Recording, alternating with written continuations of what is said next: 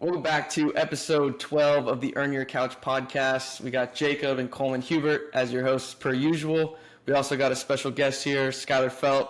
Skyler is a friend down here in San Diego, California. He's an online and in-person personal trainer. And in this episode, we really dive into, one, what it's like being an online personal trainer, what it's like balancing your personal lifestyle with creating content, how to engage in a positive and authentic way. And we just kind of dive into how you and we make the most of our lives and feel fulfilled in a world that is very success-oriented, that is very driven towards how do we always get more and kind of find the peace and sovereignty, being grateful and excited about what we have and the people around us.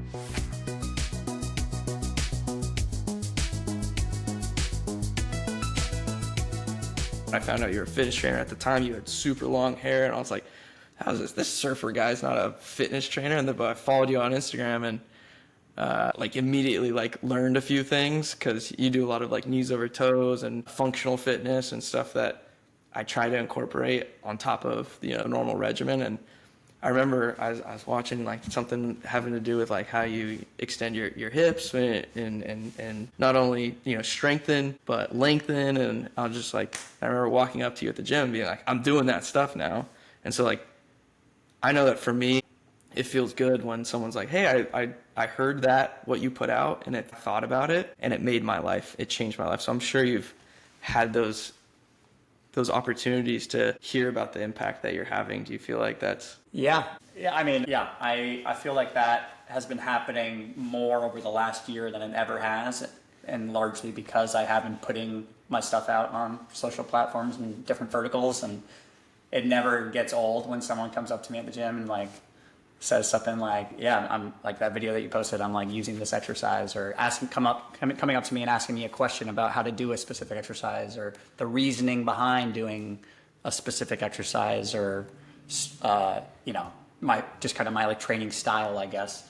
That to me will never get old, and it's largely why I am doing the profession I'm doing, is to provide value to people and ultimately to get people living healthier, happier lives in bodies that they love. That's kind of what I feel like my mission is, helping people live healthier, happier lives in bodies that they love. And I feel like in today's modern world, a necessary component of that is to use social media platforms to put out your best stuff and try to help people, and especially someone who's running their own business too, on an online business.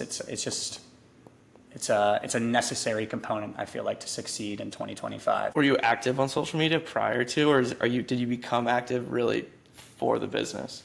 Yeah, I mean, I wouldn't say I was active. I was a guy who would post, a collage of cool pictures or highlights every 3 months. Sometimes I would test the waters and try to get vulnerable with some of the things that I found interesting, whether it was psychology or mindset or some lifestyle stuff like meditation. I mean, any of the things that I was really interested in, I would try to throw out there here and there, but I was never consistent with it. And I still, up until the last 12 months, it was April of last year where I started to I took the time to, I did this 50-day spiritually hard challenge where I was I'm going to start to go all in on social media, and I'm going to kind of start to basically let my personal brand kind of take over my whole life and kind of merge those two sectors and start to basically take this thing more seriously. And that was kind of when I started becoming more consistent with it, and basically overcoming those hurdles of what are people going to think, and those limiting beliefs of you don't have something different here, you're not good enough to be doing this. There was a lot of things that I had to mentally work through in order to get to a point where I felt like I was in a position to where I was worthy of putting myself out there, because I wanted to be different. I know there's so many health and fitness professionals kind of spewing the same shit. Yeah. And I wanted my message to be different.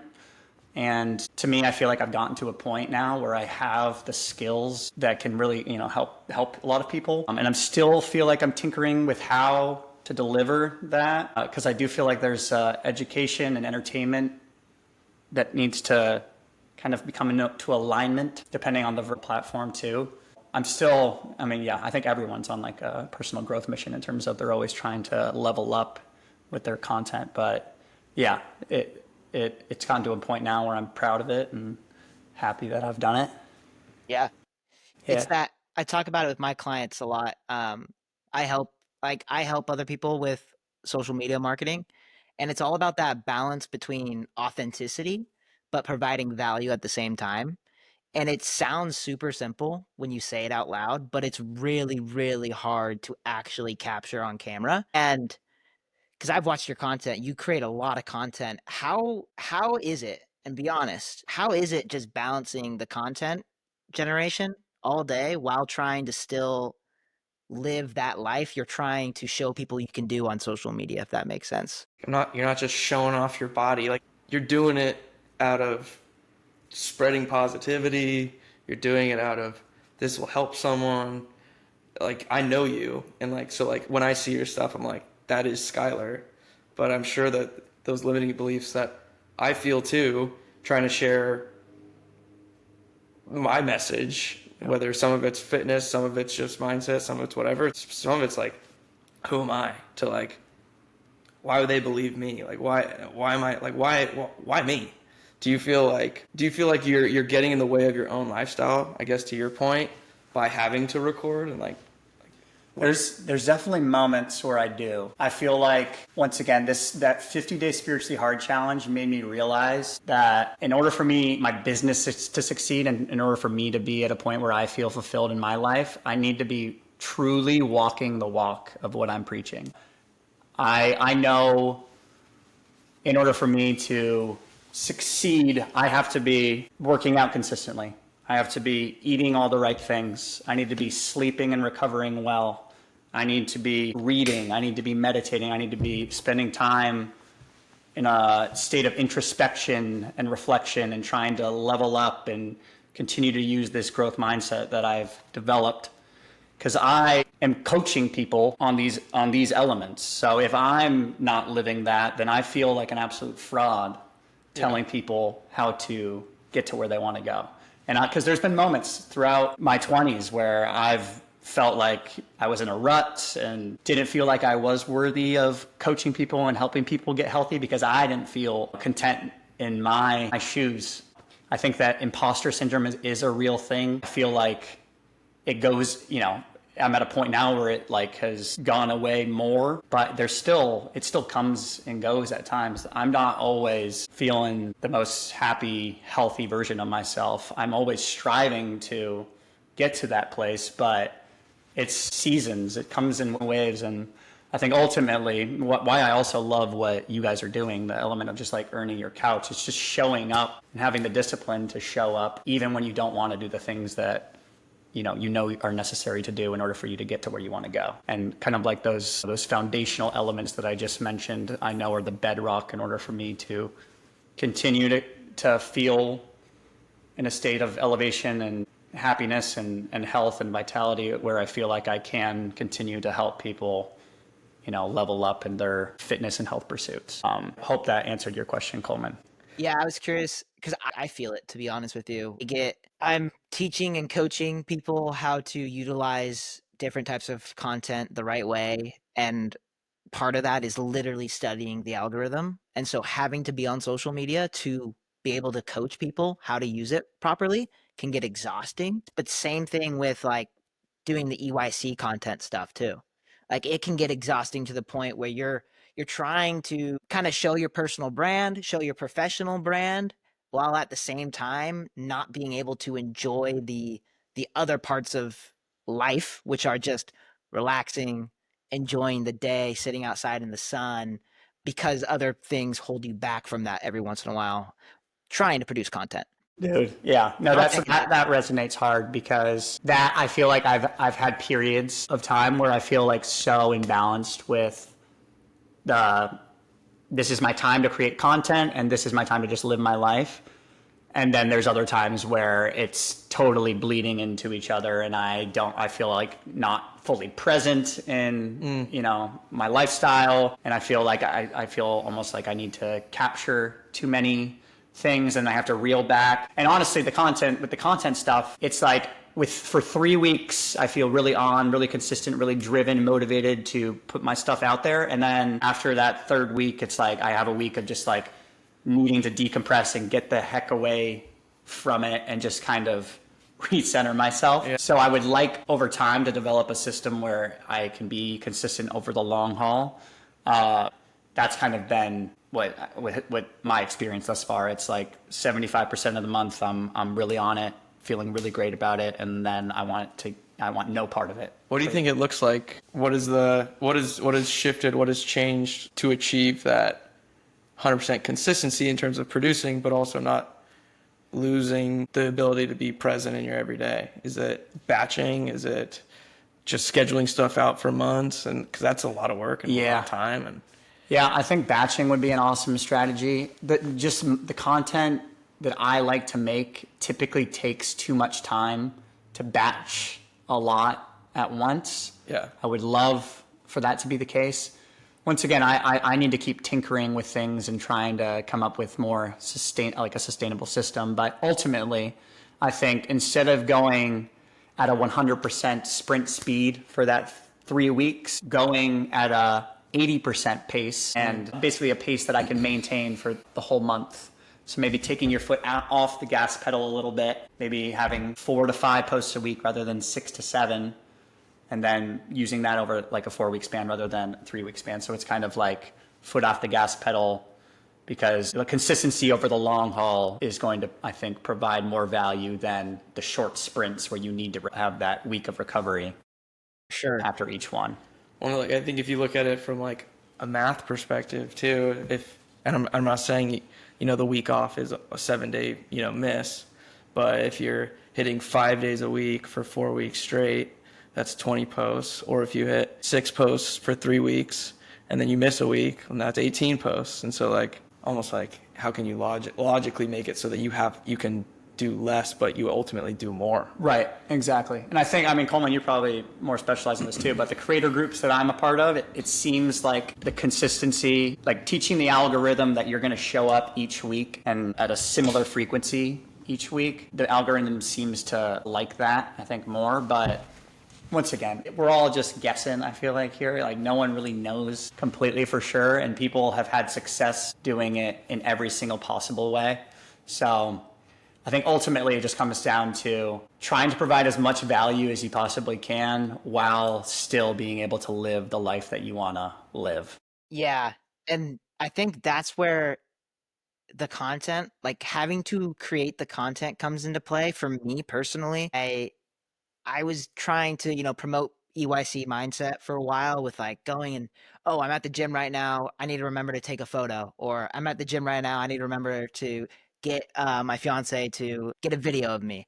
But I realized thinking that took away from me just enjoying being a normal person and working out. So recently I haven't been doing that because I've just been wanting to enjoy the process and not make it feel like it's work. And so that's why I haven't really been posting EYC stuff in my own personal stories and all that right now, because I was struggling with that for so long, and I realized it's because it made it feel like work. And so I know as a business owner, like having social media and content creation is very beneficial. It can go a really long way. If you want to talk meta ads, feel free. We can set up another call. But I also know that it can get in the way of you enjoying your actual craft as well. Yeah. So it sounds like there's been times where it's kind of gotten in the way of you enjoying your everyday, just being a personal fitness trainer. Yeah, it has, for sure. I will say part of the perspective that keeps me going is I love looking back at my timeline and seeing all the cool stuff. I love looking back at a post from 2 years ago and seeing a workout that me and Jacob did to get it could be anything, but basically using that as almost what's the word I'm looking for? A time capsule of kind of your life, to kind of see a bunch of the cool stuff that you've done, and just kind of those core memories. I love it.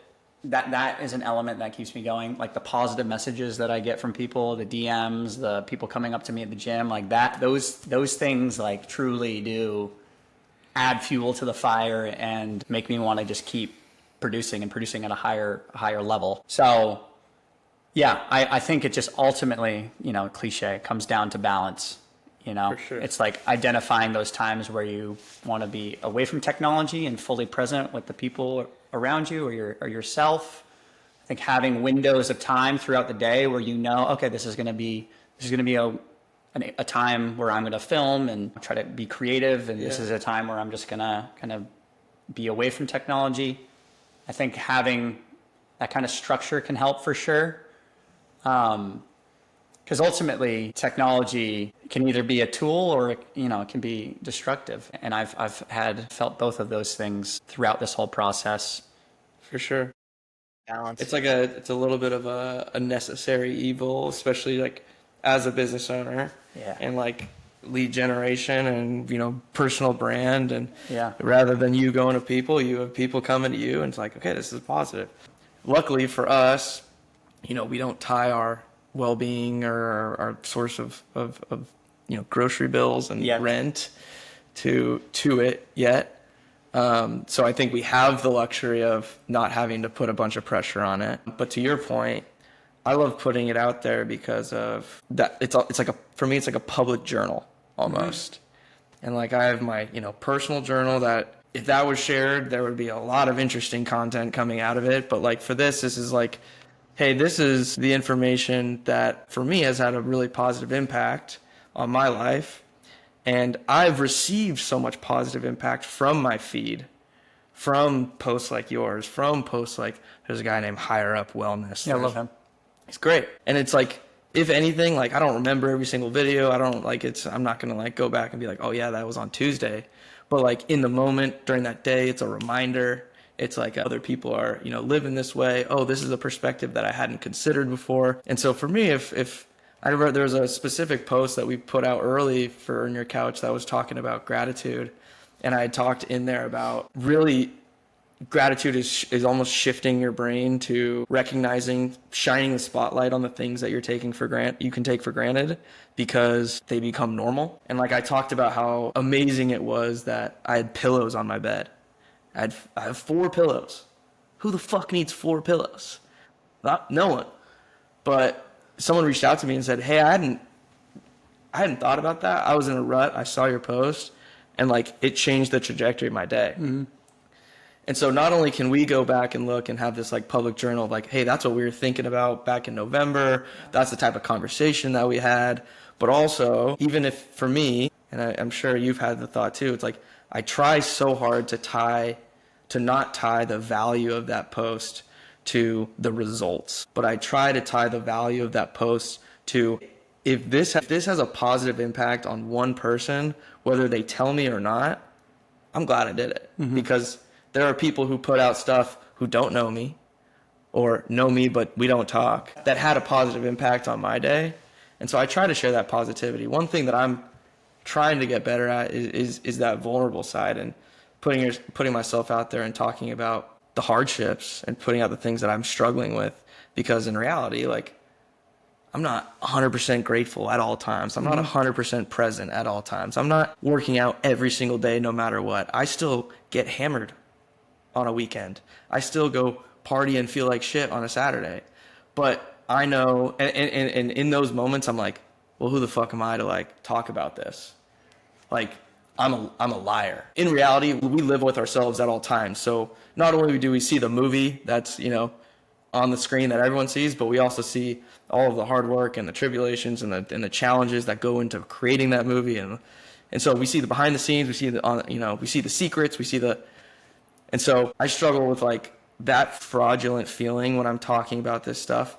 But I also know that like really 90% of the time, the things that I'm talking about, I fully am living and believe and think that if someone increases their positivity, increases their gratitude, increases the times that they work out, increases the times that they're in the present. I think of it in like a pie chart.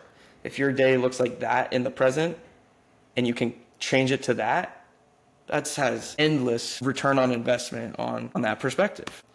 And so if the content that we put out, even though we're not living a full pie chart, helps people increase that pie chart of gratitude, of showing up for yourself, of taking care of your relationships, of like the last podcast we had conversations about guys transitioning from drinking buddies to support systems. That does not mean that every single time I see those guys, I'm just constantly like, how are you doing, by the way? Like, we talk shit, we get drunk together, we have fun, but like 9 times out of 10, 8 times out of 10, I'm doing those things. And so that pie chart is increasing over time. And one, my identity starts to shift more in that direction. And so I'm showing up the way that I want to show up more often. But also that positive impact, whether it's on one person and it gets 3 likes, or it's on 100 people and it gets 100 likes, it shouldn't matter. Yeah. It shouldn't. But like, we're humans and we have dopamine systems, and there's a psychology of reciprocation and acceptance and someone, you know, thinking that what you're doing is cool. And so it's like, how can I persevere through that? And the core reason that something is posted is not for the result, and it's not I know that this isn't me 100% of the time, but it's this is actually the way that I live. Yeah. And like, it's my 80-20. This is me 80% of the time. I still love partying. Love it. I was out till 2 a.m. on Friday night. Had a great time. Woke up, didn't feel great, but like, I had the tools to feel better. I showed up for myself. I like went out and went on a walk on the beach with a friend. I caught up with someone. Like, I did things that made the 20% go back to the 80% really quick. Yeah, brother. Yeah, there's a couple of things that you said that resonated. I mean, one, some of the posts that I've spent the most time curating have done the absolute work, like the lowest amount of numbers and least engagement. And that hurts. I mean, yeah, it's hard not to take that personally. Some of the posts that I've spent the least amount of time on that I kind of just like shot out on a whim, those have been some of like the most productive posts I've had. So it's hard not to take those things personally, but regardless of the result, I think it's a win-win that you post it. I think there's someone out there, if it's coming from an authentic place, someone out there is going to resonate with that message, regardless of if they like it, they save it or share it. There's people who like will talk to me at the gym or wherever and say that a post resonated, and no, I mean, they didn't like it. There was no engagement on it, but they saw it and something connected. So it's like, even if the numbers don't show it truly, you never know who you're really truly impacting. Yeah. And then, I mean, I love, me and my boy Gary kind of came up with a term. We have these 2 modes. One is monk mode, where we're just grinding. We're in our routines. We're dialed in, hitting our workouts, nutrition, meditating. We're dialed as can be. And then we get into monkey mode. Monkey mode is I love that. as silly goose of a time as you can. And I'm someone who's either on, one complete end of the spectrum or, an extremist on the other end of the spectrum. So when I go out and have a good time, like You're there. I'm having a freaking good time. You're there. I went to Coachella this weekend and we got in silly goose mode. I mean, we stayed up till 7 a.m. Like, Monday was brutal. But I love those experiences. And I think it all comes down to your value system. What, at this season of life, are you valuing most? Are you valuing your health and vitality? Are you valuing your finances and business growth? Are you valuing adventure and spontaneity and relationship building? The prioritization of those values should dictate your decisions in terms of, if I go out on Friday or Saturday, if I stay in and go to bed early so I can wake up on Saturday and hit my workout. Yeah. Like, whatever your value system is, that should dictate those decisions. And ultimately, you shouldn't beat yourself up about making those decisions because you're living aligned with those values. And you lean into it. And like, you're like, I'm, on those weekend trips with your buddies or, with the family or whatever, you're just like, I'm going to not do the thing. I'm going to drink. I'm going to eat the food that I don't normally eat. I'm going to stay up later than I normally do. But like, I'm showing up. I'm being present. I'm connecting with people. We've talked about it on here, and I've talked about it probably ad nauseum with some people. But the 4 burners theory, have you heard of this? 4 burners theory, as a recap for all you Earn Your Couch listeners. Lay it on me. So there's 4 burners in your life. Think of it like a stovetop. You got your career, you got your social, you have your family, and you have your health.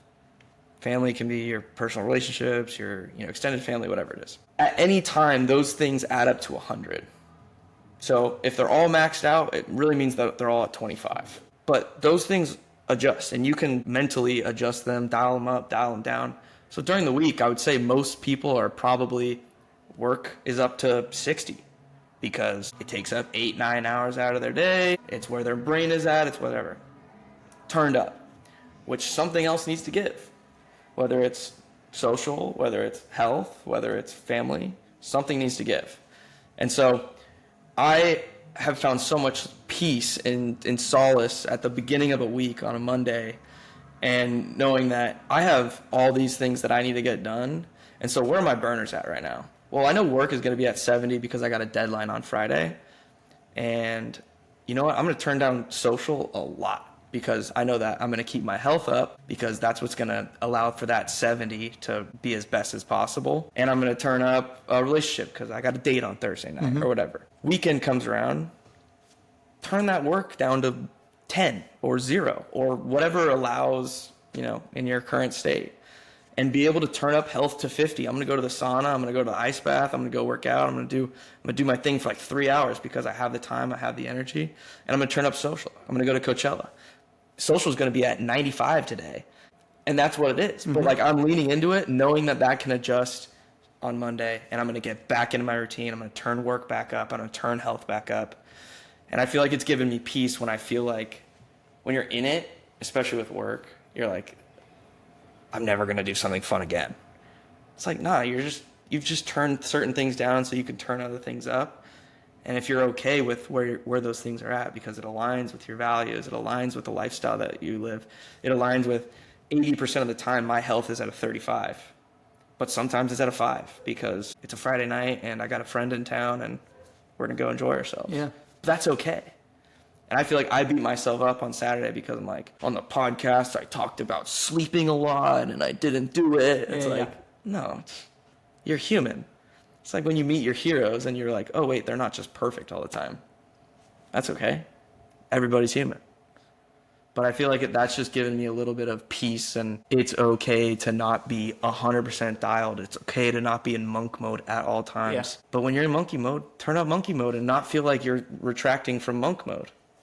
100%. I fully agree with that. Coleman, I want to hear your take on this. It's often the it's okay mentality. It is okay to have a beer right now. We can do this. We get to do this. And that was you and I, Jake, in Vegas a few weeks ago, right? We were on such a, as Skyler might call it, monk mode. And we were nonstop just working, workouts, health, nutrition, getting really good sleep. And then we were doing 75 hard and we got to Vegas and all of a sudden we're like, oh yeah, like we can have fun. Like this is awesome. Like we aren't going to sleep this weekend and we didn't. And that's okay. And it's often Jake and I will look at each other when we see each other for the first time in a while because we live far away. We'll be like, this is why we do it. Like this is why we work out and preach about good health and preach about just, healthy habits, because the times we are together, which are very rare, we're going to have fun and enjoy it. And yeah, it's the 4 burners theory is something that Jake taught me. Oftentimes I beat myself up a lot when it comes to just not going to the gym or choosing to go for a walk instead of going to the gym after work. And now it's more so of, yeah, I think I am going to go for a walk today because today was just meeting after meeting after meeting, and a walk is going to just help me unwind and I'll get my steps in, and that's okay. Understanding the balance, Yeah, man. Do you feel like people fall trapped to like the all or nothing mentality? Like it happened to me in 75 hard. I broke about a month in. And it's crazy immediately when I like fell off of the train, whether it's 75 hard or your normal routine or whatever it is, to be like, well, I broke. And like people on a diet will break and then they'll be like, well, I already broke.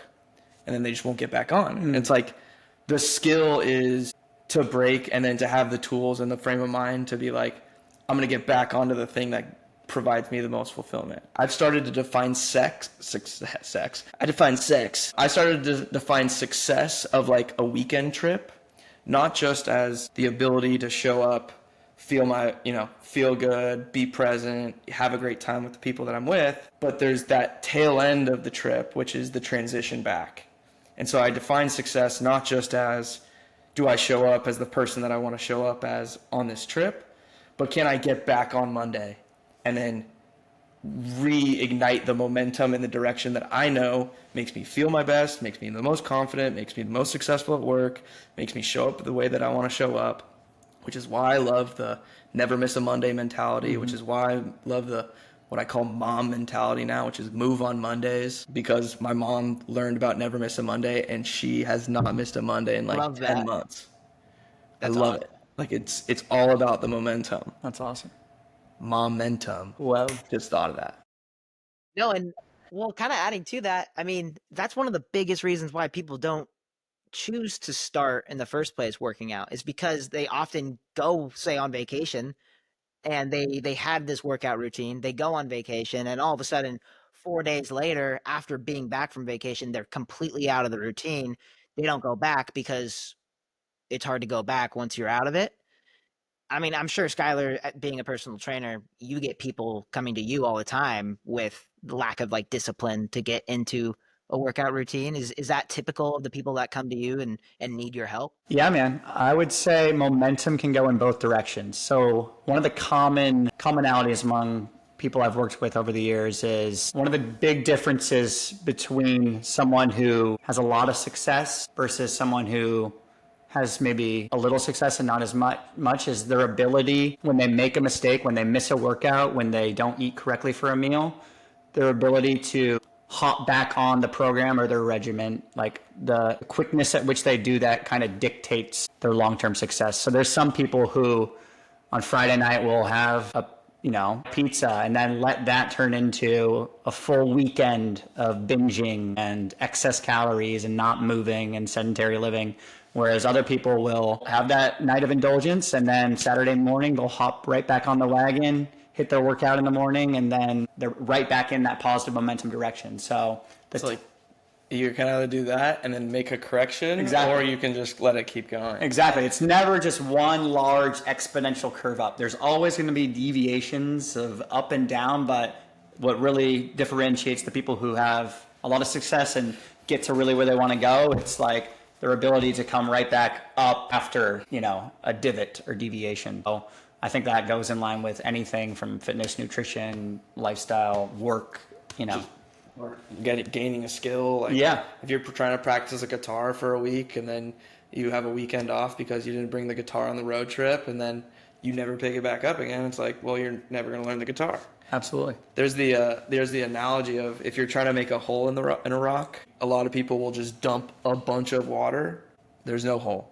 But if you just let it drip onto a rock over a period of time, eventually it'll start to erode in that spot. Specificity. And so the idea is it's major action in a short burst doesn't lead to the results. It's consistent action over a long period of time. Yeah. For sure, falling guilty to eating the pizza on a Friday night and choosing to just be like, well, I've Fuck already it. ate a pizza. Why? I might as well eat unhealthy on Saturday and eat unhealthy on Sunday. Yeah, dude. Anytime. And I mean, I think that the cool part about having someone in your corner is you can have some, you can message your coach and say, I had this for dinner. And then, having someone in your corner that can be like, all right, you had this for dinner, but let's hop right back on the wagon, like next meal. Just having that little layer of accountability, I think, can be super beneficial for people to make sure they don't go back into those old patterns, especially when you are trying to make big changes in your life. So always having some kind of support system too, I think can make things easier for people. Because if you've developed the habit of doing that every weekend for X amount of years, it's going to take some discipline and a lot of willpower to change that. So and these things too. Something I've learned on this entrepreneurial pursuit in my 20s is it's hard to do these things alone. It's hard to conquer everything that you want or just Yeah, it's harder to do anything you really want in life, I think, alone. It's so much easier when you have a good support system and people who you can bounce ideas off of and talk to when you're going through something. I think that makes things a lot more manageable for people as well. That's something to consider. Because of that, because of those drops in the trajectory, it's like it's a lot easier if you can vent or get another perspective, or hey, it's okay, like to like a lot of people struggle with, the internal chatter being negative as opposed to, a supportive friend, like how you would talk to someone. Yeah. If you came up to me and I ate a bunch of pizza and then I woke up and I didn't work out, like in your head, you might be like, I'm a piece of shit. But to me, it's like, you're good. Fucking let's go work out right now. Yeah. And like then that is a redirection.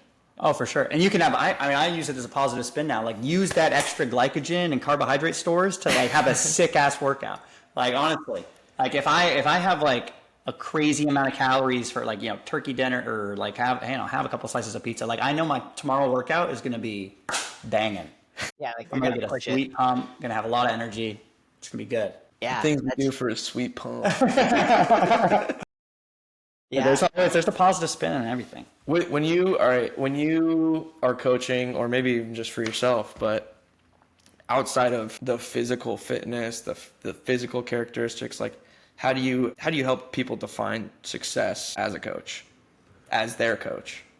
Yeah, I think ultimately you need to figure out their dream. I went to what I would call like the master's school for personal trainers. It's called the Check Institute, created by my mentor, Paul Check. He's basically like this holistic health, corrective exercise specialist. He's worked with a lot of athletes and people to help them kind of overcome health issues where conventional medicine has fallen short.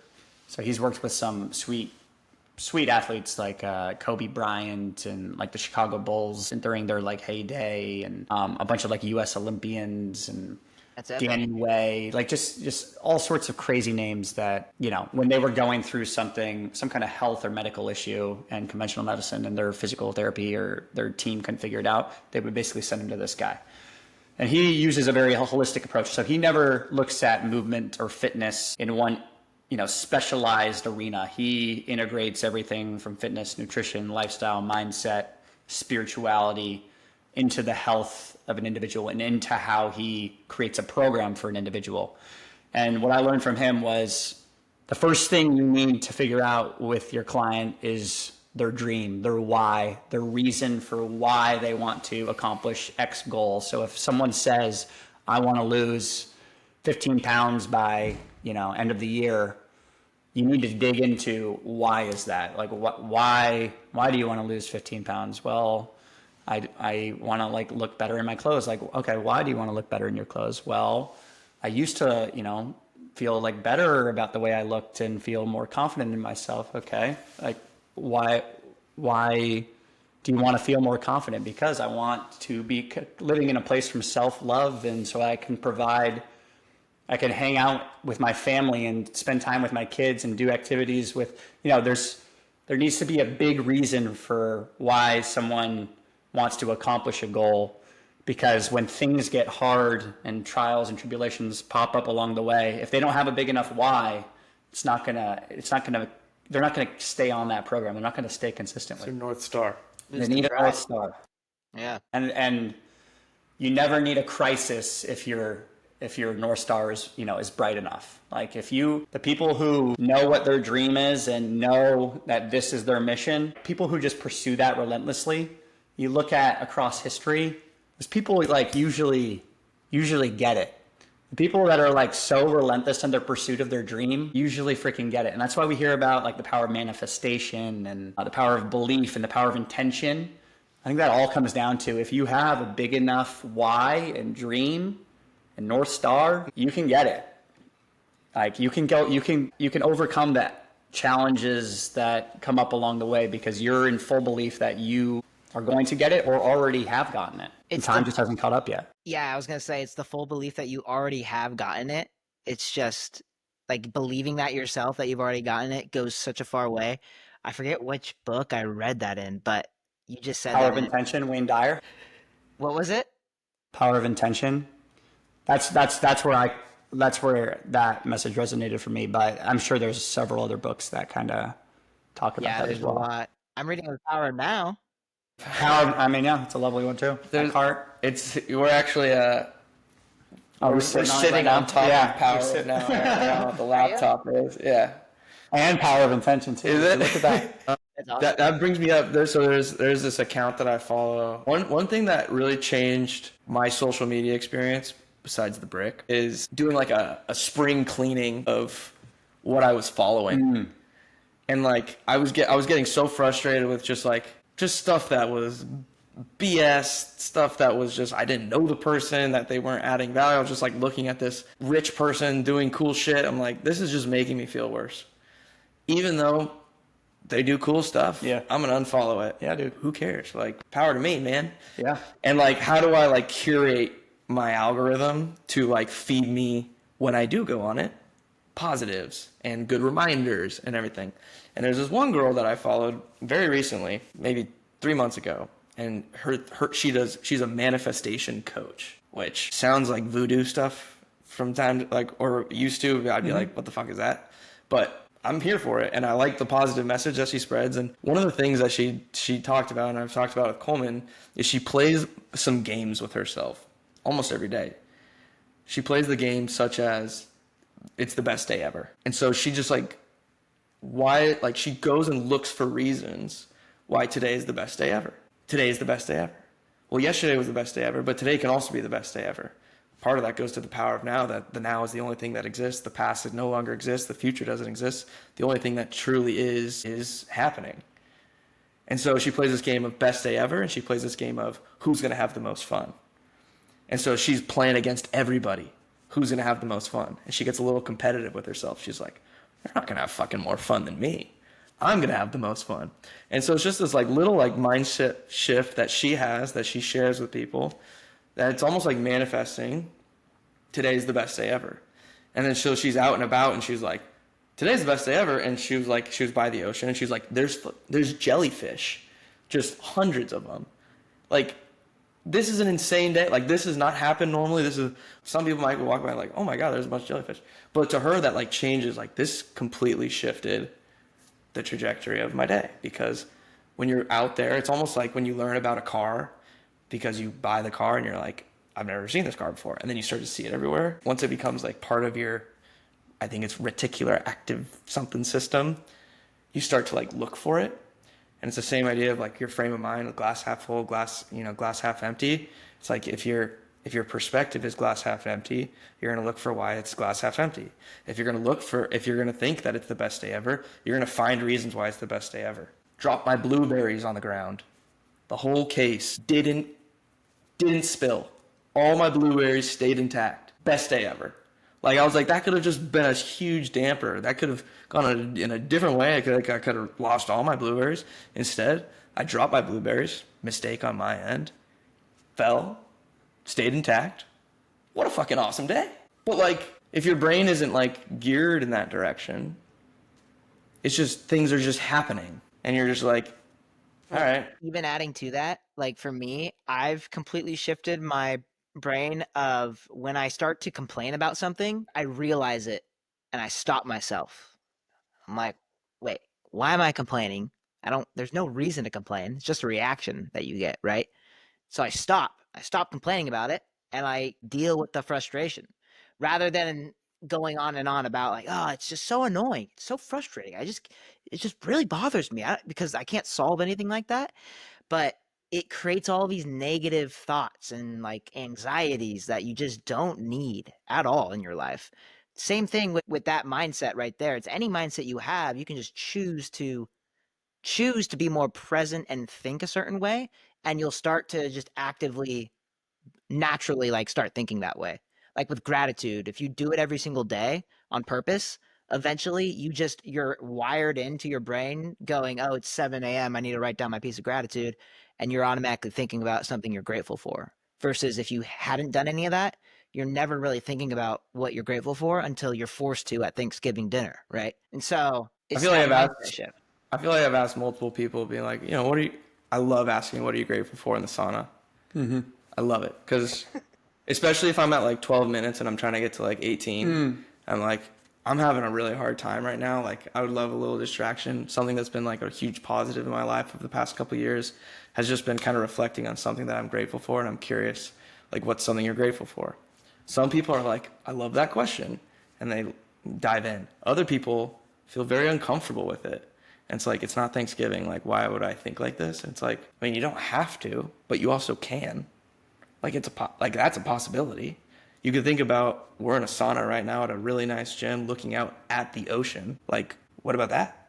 Or what about the fact that you walked here? Or what about the fact that you have a job and you're not stressed about having to pay for something in San Diego? Like, but because you're not looking for it, because it's not part of your mental model, your framework for it, it can be, there's tension.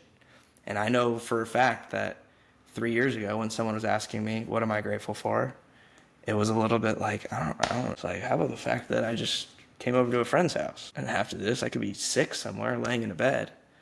I know people who are sick right now, laying in a bed, wishing that all they could do was fucking get out of bed and walk. But you get so used or stuck, and this is expected, but it's not guaranteed. Yeah, I mean, I feel like in the US specifically, our value system is so catered towards power, money, acquiring assets, like greed.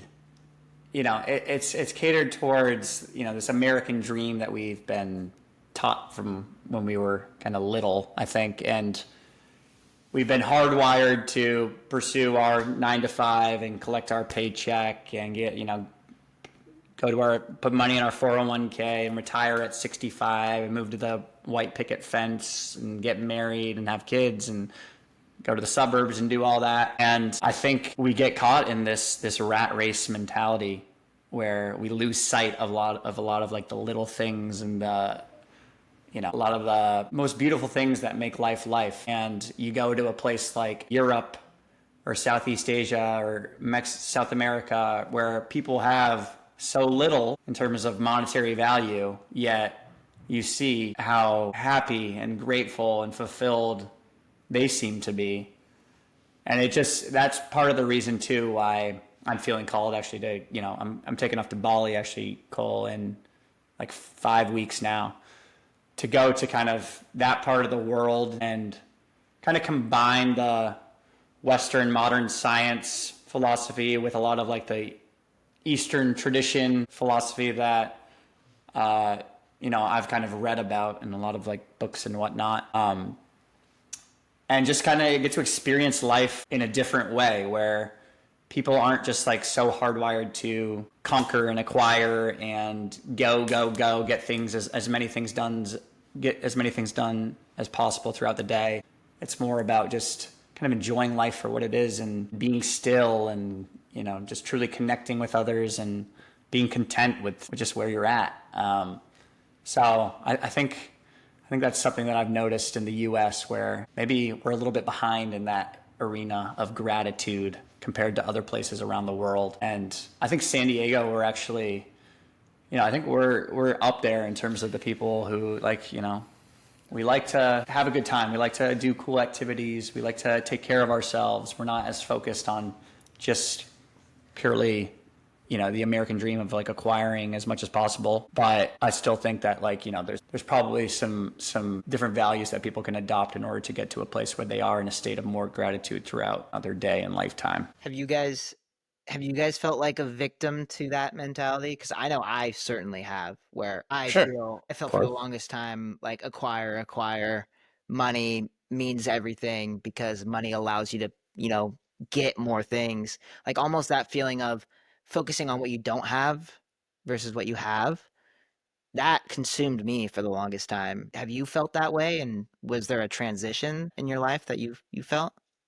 Yeah, man. I mean, I definitely felt that way. My first job out of college was at a tech company called Oracle, which was, you know, I was in the Bay Area doing that. And I realized pretty soon into it that this was not my path. I remember actually being in the sauna with my manager and then my manager's manager and just hearing about, I was asking them questions and just hearing about basically how miserable of lives they kind of had. And just, they just didn't have like that that lust for life and like that juice that like, you know, I see in other people who are living kind of like a different life.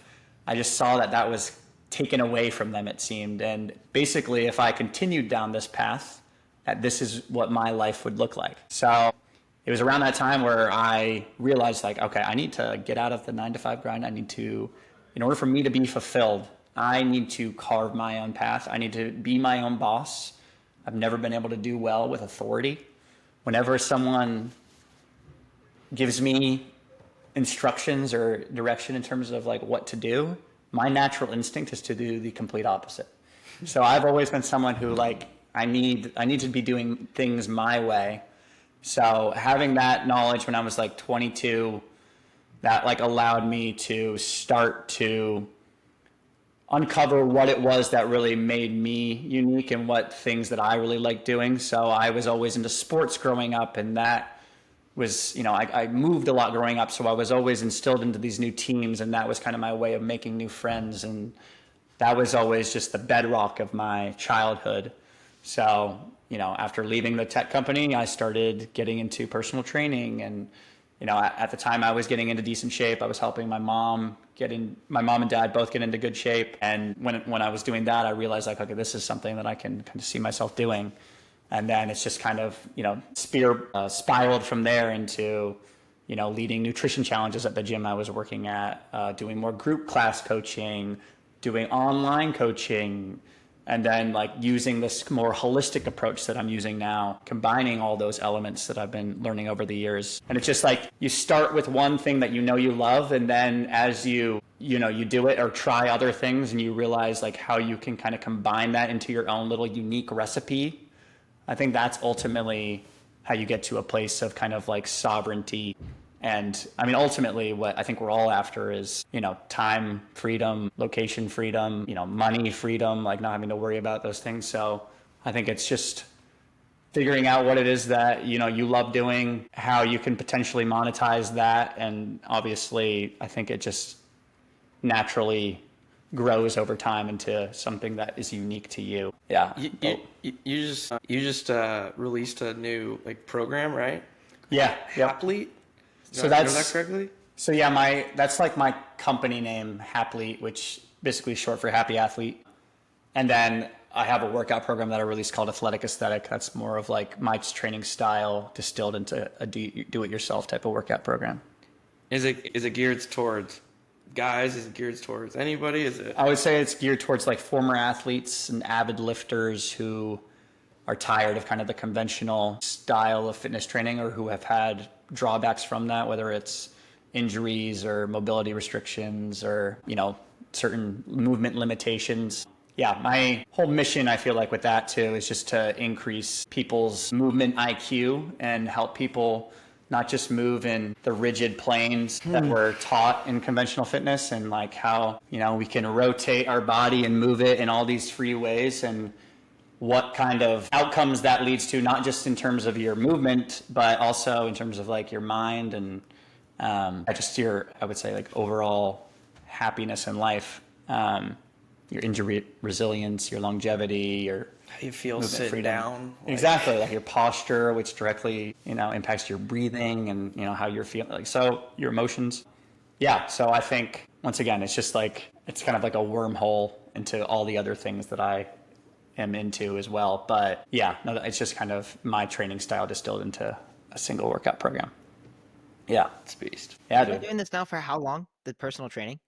I've been coaching now 8 years, and I've been running my own business for like 3.5 now. 3.5? Yeah. It's all online personal fitness? So I'm like 95% online, 5% in person. So I started, I mean, when I first started, it was 100% in person. And then over the course of the 8 years, it's just skewed towards more online, less in person. But I love the in-person stuff. I love being in there, like, you know, seeing like the tangible results, like right in front of your eyes of people improving. And just having that, like that connection with someone, like the people who I work with one-on-one in person, I've been working with for several years, and we've just developed like close connections, and they're people I genuinely enjoy spending time with. So yeah, and then the online side, you know, that just allows me to work with more people. Works allows me to work with people from all over the world. Like the workout program that I released, like there's people literally all over the world who are, I think there's 8 people doing it right now, and like 6 are in like there's 6 countries represented right now, which is like freaking wild to me. Like people in like London or Cairo are doing like a workout program that I created, and you know, getting value from it. It's just like, that's like sick to me. That's wild. Awesome. I want to just keep growing it. Is the program, are you like recording these videos and putting them on a platform? Is it all written out in like an app or online? Yeah, so it's all videos of me doing the exercises with like form notes and cues that I wrote, like long-term targets and breathing cues as well. And then it's all on an app that I have. I use a software called Trainerize and then put my own branding, the Happily branding on top of it. So basically all workout programs and exercises that I've created or written or recorded distilled into like one app. And then there's also like, you know, meal plans and stuff on that. There's like habit tracking. There's, you know, anything kind of like fitness, nutrition, lifestyle, habit oriented kind of on the app. I feel pretty proficient when it comes to working out. I've been doing it for a while. Yeah. But I noticed like when we work out together, like the cues that you have, like the visualizations, like I remember specifically on like the low row, you're like visualize your forearm like dragging against like the horizontal plane, and just like immediately I'm like, oh my God, like it's not something that I'd felt that before, but just like that mind muscle connection and being able to be like, what am I doing with this? And now every single time I do that workout, I'm like dragging. I'm like, fuck, Skyler told me to drag. Yeah, dude. I mean, when you've been doing this as long as I have, you develop, I guess, you know, you kind of figure out what works for people. And I think the other element is too, like I coach each person differently. And I mean, that's why I love working out with like just fit dudes, fit friends, just because it gives me just another opportunity to kind of sharpen my skills, just kind of give someone that, you know, something valuable that they might not have had before. 'Cause yeah, I mean, those small things, like a lot of people just go into the gym and they move their body the way, you know, they do the same shit every day, but it's like, you need to be progressing every single time you step in the gym. The way I was taught by my mentor, Paul Check, was every time you repeat a workout, you should be improving at least 1 to 3% on that workout. So whether it's an increase in reps, whether it's an increase in weight, whether it's an increase in the form or technique of the exercise, something should be improving. So anytime I'm in the gym doing something, I'm always trying to tinker things and just trying to, you know, move as intently as possible. And some days I'm going in with an absolute rigid plan of what I want to get done. And some days I'm going in purely for like just movement fun, like move my tissues in different ways and just kind of see what my body needs today. So I think that balance has allowed me to kind of develop just a unique perspective in this space. And I'm happy that some people have resonated with it. Yeah, that's cool. If you were to, like, the average person at home isn't going to work out the most proficient or the best way like that you would coach somebody, would you tell somebody like me who wants to improve 1% to 3%, but doesn't know all these different tips and tricks that you're talking about, but does do what you just said, that and every time you go to the gym? But I would hop on the program, Coleman. I might have to join this program. Yeah, dude. I mean, no, I think I do think having a coach is probably the number one thing you can do to exponentially grow in that area. I think having someone who is already where you want to be in terms of a skill, the number one thing that you can do to get to that as quick and efficiently as possible is to hire that person. Arena, 100%. So I think finding someone whose movement IQ you resonate with, and either hiring them as for a personalized program, or you can do like a cookie cutter program like as well. But you know, you just need to kind of realize the pros and cons of each. But generally speaking, I would say going into each workout with a plan and tracking your metrics, that would probably be the number one thing I would recommend people do in terms of like maximizing their growth and progress in the gym. You know, most people just are going in there and just kind of moving their body. And once again, that's fine to do. But if you really want to like create the gains and the adaptations that you're after, you need to be tracking those metrics and ideally doing it in a science-based, progressive way, which coaches should be better equipped to do.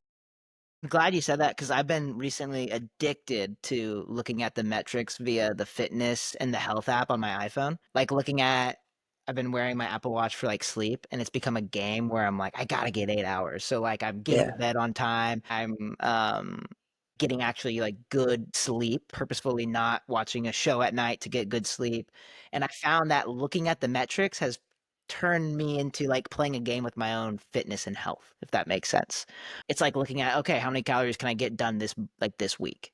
Like, can I burn more calories this week than I did last week? Can I get more steps in this month than I did last month? Like all these different metrics. The VO2 max metric, where I'm like, I want to try and increase that metric and get it, to 50. That would be awesome. I guess to tack onto that, it's like I think the metrics from like wearables I think they're the biggest positive they bring though is awareness to how much you're moving, how much sleep you're getting, the quality of sleep you're getting, the impact that one IPA at dinner has on your restorative sleep. Because like I love the Garmin because it's a watch and it allows me to do everything without having to charge it every day. But before I did the Whoop for about 2 years, and I think you really only need the Whoop for probably like 3 months, because once you like start to like understand cause and effect of the things that you're doing, the things that you're eating, the energy that you have, the quality of the sleep, all that, like those types of things, then you can start to apply it and you start to like make decisions on, I'm not going to watch that show, or you know what, rather than having an IPA or a glass of wine at dinner on a Tuesday night, which is just my habit, I'm going to just substitute for water because I know that my max sleep score is going to be a 62 and there's a game of like, I want to show up in the green tomorrow. Or when I show up in when I have a red and I have a night out and I have 7-8 drinks over the course of 5-6 hours and I wake up at a 6, recovery score, I'm like, I went to bed at 11 and I woke up at 8, like I got 9 hours, but clearly something didn't happen when I was sleeping because I've gotten 9 hours before. And I feel like though that knowledge can shift just your daily decisions. It's also like adding to that, looking at the metrics, having the metrics down, you feel better about taking the day to have fun and do something, right? Because you're like all week, like look at this, all week I got 50,000 steps in the past 5. I'm going to go have fun today and not worry about those metrics, right? That's the other positive side of it for me, at least when I view it. Yeah, dude. I feel like they can be a tool for a period of time, but when you're letting it dictate your life and you're basically disallowing yourself from using your own intuition to make your decisions, that's when it becomes a problem for me. I do think like like macro tracking or wearing a Whoop or Oura Ring for a period of time can be beneficial. I've done all of those things, but I know that my greatest compass is my own intuition, my own gut feeling, my own ability to know, okay, I'm feeling a little bit like more lethargic and tired today. Do I need to do a high intensity strength training session or do I need to do some qigong on the beach? Like just being able to know which route I need to take. I think you develop that self-intuition skill set, and sometimes the wearables and trackables can interfere with that. So that would be the only thing that I'd be mindful of, because I played the game of trying to beat my recovery score and trying to maximize my deep sleep and REM sleep every night, and it almost was preventing me from doing those things because I was becoming so engulfed in the game of the wearables. So that's just something I think in today's modern world we need to be cautious of. Soon enough, we're going to be injecting some kind of Apple-made product into our skin that's going to tell us our nutrient levels and we're basically going to go on this. You haven't done the eye vein? The neural link that's going to come into our brain behind our ear that we're going to be able to read people's minds. There's going to be this point in time where there's going to be a path of like absolute technological like advancements and, you know, just using that in every element of our lives, and people who are really just pursuing this natural living, non-toxic technological, like as little as technology as possible route. And I'm going to ideally be on the as little technology as possible route, nature-driven lifestyle.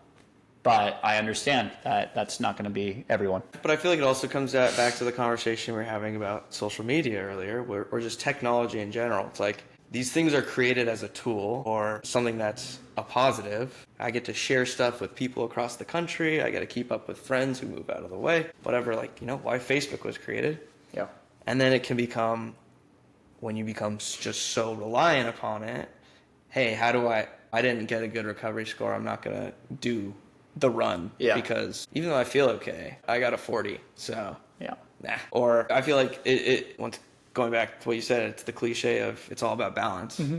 And so I think for me too, and what my point was, is get the Whoop for 3 months, understand the causal relationship between your actions and the metrics. Yeah. And then use that as guidance, but not as reliance. I like that, dude. Yeah. I like that a lot. We got when we were coaching at Intersect, we always started with, why the fuck are you here? Mm-hmm. What's your why? Yeah, good.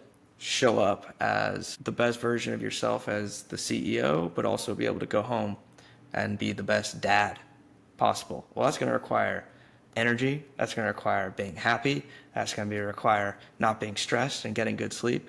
And so that's your why, is showing up for your people, both at work and at home. First thing we're going to do is we're going to get blood work done. We're going to do gut biome testing. We're going to get you a Whoop, and you're going to start to understand what's your baseline. Where's your where are your current metrics at? Where do you need improvements? What things are going to, you know, actually provide the most benefit? What's just extra work but not actually helping you that much? And then also, let's help you start to understand, when you do this, this happens to your body. When you don't do this, this happens. Like, and then once you have the awareness, once you have an understanding and a relationship with how habits result in feelings and how you show up for yourself, for your people, both at work and at home, let's get rid of it, because I don't want you just worried about it over and over and over again. Yeah, like, it can become a stressor for people. It can become a stressor. It's like, got to get my steps in. It's like, you should want to go just get your steps in because you knew that when you were monitoring it, you had more energy and you felt more confident and you were happier when you were hitting 7,500 steps, which really meant you going on 4 walks for 10 minutes throughout the day, in between, you know, before work, you know, on a coffee break, after lunch, and with your wife at home. Now we know that. Let's not worry about making sure we hit the number every single time. Yeah. Because you know that it's important. For sure. So that's how can we use technology to inform, but not necessarily control. Yeah, dude, that resonates hard. I preach exactly what I think we're doing at Intersect. I think using those tools and wearables for a period of time to get a better understanding of how many calories you're consuming, how many grams of fat are in that scoop of peanut butter that you're putting in your smoothie every time. Because like those little things, people assume like, oh, I'm putting a tablespoon of peanut butter in my smoothie, and then it's like you look at that 4 tablespoon wad of peanut butter that they're putting in, that's like half their, you know, grams of fat for the day. And it's like, okay, that's probably why you're not losing weight. Like we're over consuming like this. Like it's just those little things can be tools in highlighting areas where we were negligent or like unaware of. But it's just, I always want to drive home the point that the ultimate goal is to become intuitive with all these things. The ultimate goal is to be an intuitive eater, an intuitive avid fitness enthusiast, an intuitive mindset adjuster, like having all those tools in your tool belt that you know when to deploy each of them. So that's kind of how I use my coaching process or coaching approach is to try to get to people to a point where all this becomes intuitive and they can fully succeed on their own. I love that. Yeah. I love the, I'm gonna have a drink tonight because, and I know the consequences, but I'm gonna do it because my dial is turned up socially. Yeah.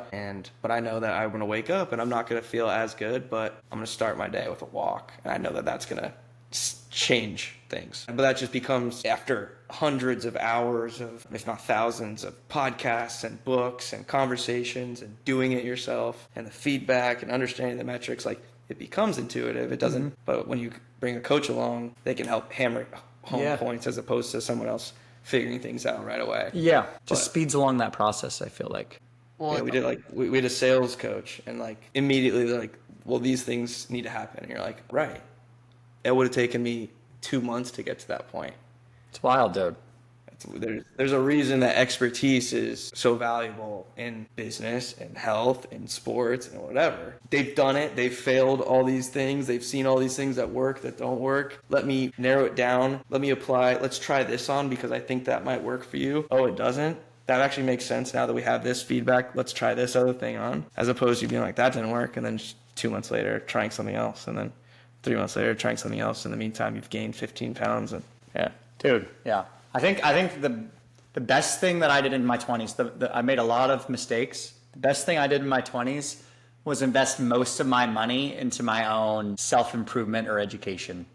Like, I didn't make a ton of money in my 20s, but the money that I did make, I used towards educating myself on different certifications and, programs that would level up my ability as a health and fitness practitioner, investing in like books, investing in coaches in arenas that I was wanting to improve in. I think every good coach needs a coach. Like I don't think that there's anyone who wouldn't benefit from a coach in some area. After like high school sports or college sports, whenever your sport career ends, we just kind of assume we don't really need that community of fellow athletes and like comrades and like that coach figure in our lives anymore, but because we're not in that same competitive sporting environment. But I think if you kind of take that mindset into your adult life and whatever it is that you're trying to pursue,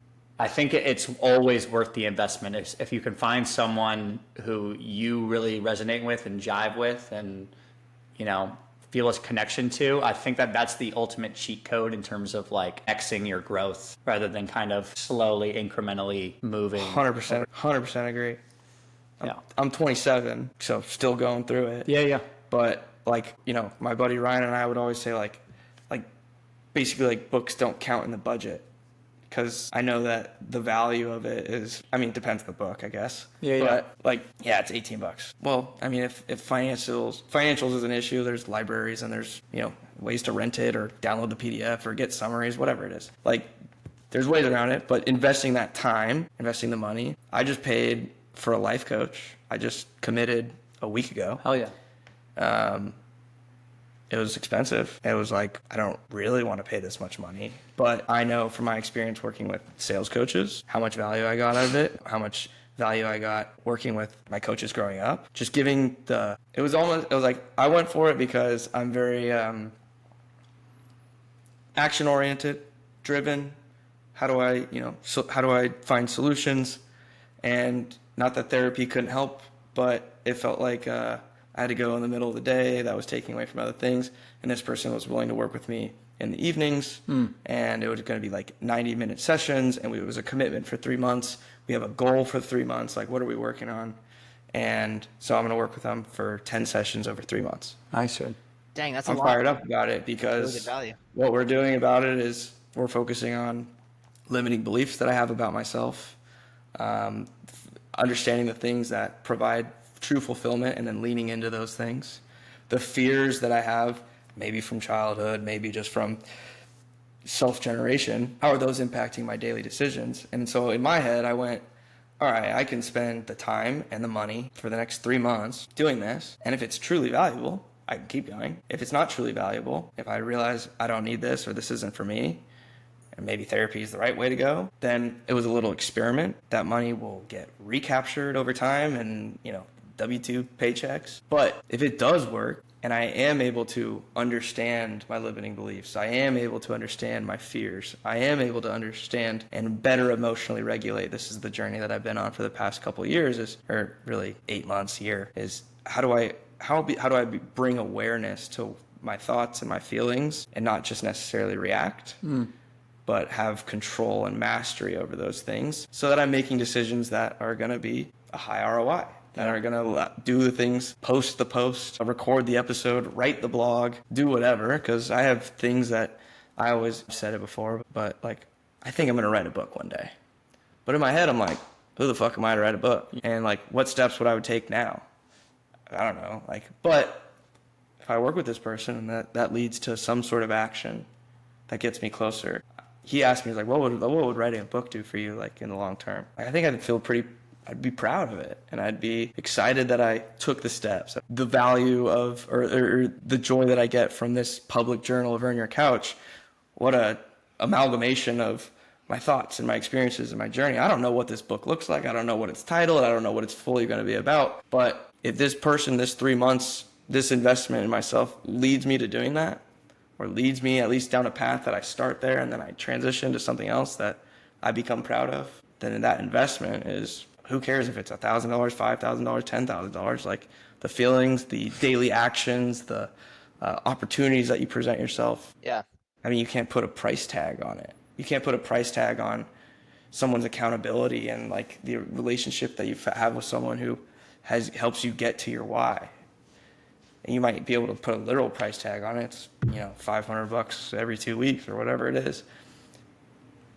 But like in reality, what you value it is probably the value that your clients put on their confidence that they have, on the energy that they have, on the postponed sicknesses, on the relationships that they have because they're showing up as the best version of themselves. Like, you should be charging, $100,000 a month kind of thing. If that's the results that their investment with you leads to them, you know what I mean? Absolutely, dude. It's that ripple effect. The positive. Yeah. Jake, let me ask, what made you decide to go look into getting a life coach? What made you want to go do that? I had a life coach reach out to me and we just chatted. It's someone that I know. Okay. And so, but I had never thought about doing it. And his thing was just like, let's just have a chat, and like we do these like clarity sessions, and we're gonna get value out of it. We're just gonna go through like kind of like the vision that you have with your life, your current pains, your the things that whatever, and like we'll shine some light on some stuff that whether we coach together or not. Like I think what you would enjoy, given kind of the space that I'm in and the headspace that I'm currently existing in. And I was like, hell yeah, like 2 hours on a Thursday night to dive into that stuff. Let's see what happens. And that led to another call. And then after that second call, I was like, I've learned a lot of stuff in 3 hours about me. And it's just someone else asking me questions that I wouldn't reflect on without someone else asking it. It's visualizing it in a way that like things started to click. It's him mirroring and like responding back, like, this is what I'm hearing, is this accurate? And then me making connections. And then after those sessions, thinking about it in between of, oh, this is what happened and I just acted that way, but wait, why did, and like all of a sudden like, and so I got to the point of what would 3 months do for me? I don't know. Maybe if nothing, it'll be a little bit. But on the other end of the spectrum, it could unlock the limiting beliefs that you had to go through on your own for 2 years of being a personal coach and trying to start your social media, that, hey, maybe that 2 years becomes 2 months. I mean, it's not necessarily about posting on social media, but like whatever that looks like for me. And I'm still in the kind of the discovery phase on like what is going to be the best use of our time working together. And so, Yeah. I don't know. That's cool. TBD. I think that's awesome. But it sounds weird. Like, to your point, like you get into adulthood, post-call, like, why do I need a coach? As a coach, you know that it's another perspective. It's being a soundboard. It's asking questions. It's caring about the other person in a way that that person might not care about themselves. It's believing in that person more than they believe in themselves in that moment. It's shining light on things that their purview is currently blind to. I think I keep getting this like Instagram ad too of like, it was like the thing I did in my, the thing I would tell my 20-year-old self is this, the thing I would tell my 30-year-old self is that. And like, there's like the thing I tell my 30-year-old self was like, I wish I'd gotten a life coach sooner or something. There's probably something to be said that I saw that for 2 months and then this guy reached out and it just happened to be good timing. Part of the reason why you put out social media content is because it's not always in that moment that they need it, that they need you. Something might click in a month where they're like, fuck, like I'm kind of bored of doing bench press. Like I'm hurting and like Skyler had that one video about like some shoulder mobility stuff. Let me try that out. Oh, that worked. All right. Hey, I got 2 questions and I think we'll wrap this up. One, thank you for doing this. Thank you guys for having me. This is fun. Yeah, but my 2 questions, and it started to become a trend that we ask this to all of our guests, and so I'm curious. The first thing is, what's one thing that you're grateful for? And the second thing is, if you had a billboard on the side of the highway, what would your billboard say? Those are good questions, dude. On first question, what am I grateful for? I would say it's an interesting time in my life because the knowledge that I'm moving away for a period of time, an unknown period of time from San Diego, where I've spent the last 4 years, there's all these moments of like, wow, like I'm really grateful for this walk on the beach that I get to do like every single day. I'm really grateful for having this home that I, wake up to every morning, but when someone new comes to it, they make me realize like, wow, how special is it that I'm literally 10 steps from the Pacific Ocean, sand, and really like my dream living situation. So ultimately, I'm just grateful for the community that I've developed down here in San Diego. I feel like it took me probably 2.5 years to really feel like I had my people. I've just been on a very hermit type entrepreneurial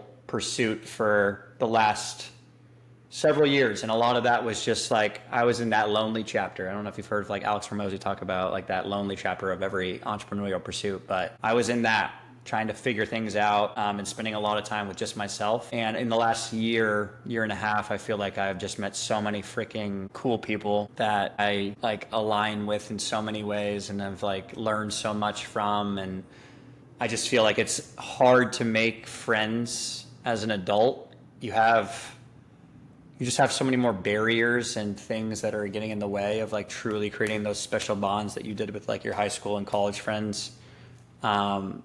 And I feel like in the last year and a half, like I've like made some friends that like, okay, I can see myself like hanging out with this person over the long haul. If we can like, both show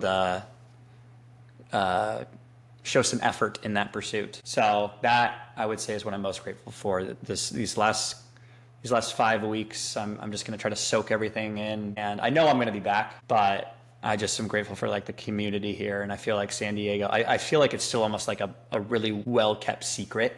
I don't know how it hasn't gotten to like LA levels of like traffic and like all the problems that LA has, because it's insane how amazing the city is and like the people that are here. And there's just like so like our gym has like, I've got to meet so many cool freaking people, and like so many cool opportunities have come from this like sauna conversations and just like, getting a good lift in with one of your boys. So I would say I'm most grateful for that. And then if I had a billboard, what would I want it to say? This episode's going to come out and all of a sudden San Diego's going to be flooded with people because Skyler is talking about it on Let's cut that part then. We need to keep it a good secret. You freaking leave right when you're just like, by the way, this place is sick. Oh man, that's a good question, dude.